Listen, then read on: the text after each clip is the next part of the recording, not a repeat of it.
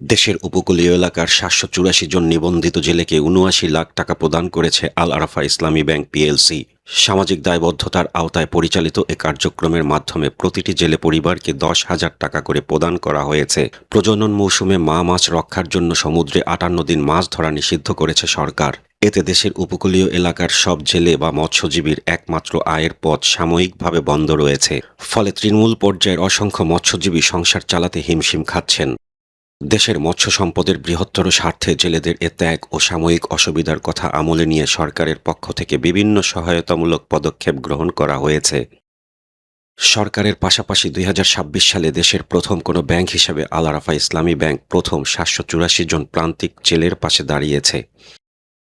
উপকূলের ৭টি জেলা থেকে যথাযথ প্রক্রিয়ায় নির্বাচন করা হয়েছে নিবন্ধিত জেলেদের, যাদের মধ্যে রয়েছেন নোয়াখালীর হাতিয়ার ১৪৬ জন, কক্সবাজার ও টেকনাফে ১৮১ জন, বাগেরহাটের শরণখোলায় ১২৫ জন, পটুয়াখালীর আলীপুরে ১০০ জন, পিরোজপুরের মঠবাড়িয়ায় ১০৯ জন, বরিশালের বানরীপাড়ায় ৫৮ জন, বরগুনার পাথরঘাটায় ৬৫ জন।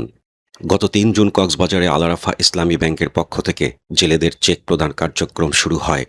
আয়োজিত অনুষ্ঠানে প্রধান অতিথি হিসেবে উপস্থিত ছিলেন ব্যাংকের ব্যবস্থাপনা পরিচালক ও সিইও মোহাম্মদ রাফাতুল্লাহ খান।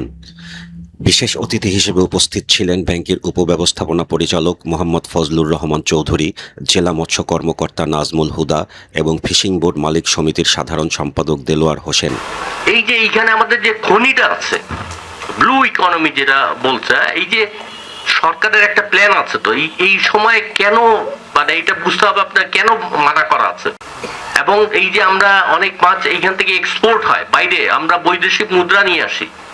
এই কক্সবাজার দিনে দিনে উন্নতি হচ্ছে, কিন্তু শুধুমাত্র আপনাদের জন্যই। আপনাদের কাছ থেকেও সাপোর্ট চাই, আমরা পাবো না ইনশাল্লাহ। হ্যাঁ, আপনাদের উপর ডিপেন্ড করে কিন্তু আমরা মাছ খাই।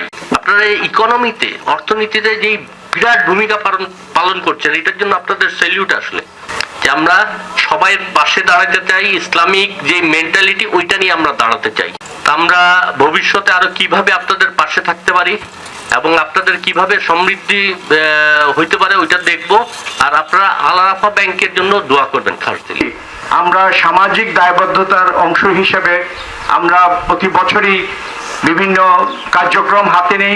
আমাদের জেলে ভাইদের যে সময়টুকু সরকারি নির্দেশনায় সাগরে যেতে মানা, সেই সময় তাদের অর্থনৈতিক কার্যক্রম যেন বাধাগ্রস্ত না হয়, সেই জন্য আল আরাফা ইসলামিক ব্যাংক পিএলসি অর্থনৈতিক উন্নয়নের পাশাপাশি সামাজিক উন্নয়নে কাজ করে যাচ্ছে। একমাত্র আল আরাফা ইসলামী ব্যাংকই জেলেদের উন্নয়নের পাশে দাঁড়িয়েছে। কিন্তু দুঃখ এবং পরিতাপের বিষয় হচ্ছে ওইখানে যে সরকারের আইন আছে, নীতি আছে, রুল আছে, সহায়তা আছে, কিন্তু আমরা মানছি না।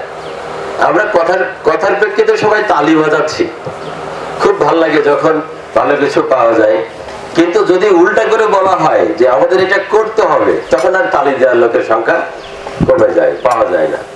গত ৬ জুন বরিশালে আয়োজিত চেক বিতরণ কার্যক্রম অনুষ্ঠানেও প্রধান অতিথি হিসেবে উপস্থিত ছিলেন ব্যাংকের ব্যবস্থাপনা পরিচালক মোহাম্মদ রাফাতুল্লাহ খান। ব্যাংকের সিএসআর বিভাগের প্রধান এসইভিপি মোহাম্মদ মঞ্জুরুল আলমের সভাপতিত্বে বরিশাল, কক্সবাজার ও টেকনাফে পৃথক ৩টি অনুষ্ঠানে পরিচালিত হয়।